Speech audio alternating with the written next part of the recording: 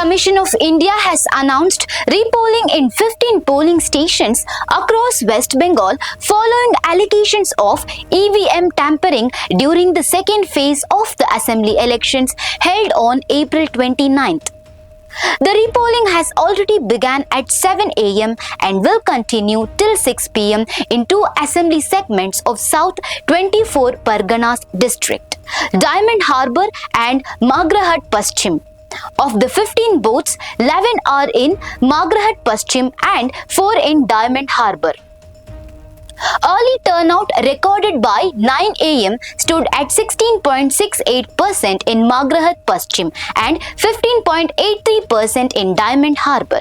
The decision follows 77 complaints of alleged irregularities, including claims of black tape, adhesive, ink and perfume being used on EVM buttons. Falta reported the highest number of complaints with 32, followed by Diamond Harbour with 29, Magrahat with 13 and Budge Budge with 3. The controversy is especially significant in Falta, part of the Diamond Harbour Lok Sabha constituency associated with TMC leader Abhishek Banerjee.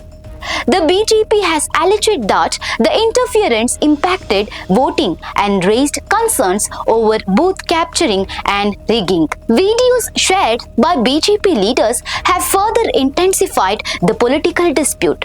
Reports also suggest that around 30 more polling stations in Falta are under review, with a decision on further repolling still pending.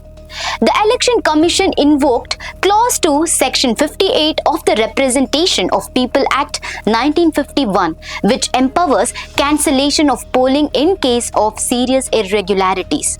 It has reiterated its zero-tolerance stance and said decisions were based on detailed reports from officials and observers. While initial checks found no issues during mock polling, officials suspect that any interference may have taken place during actual voting hours.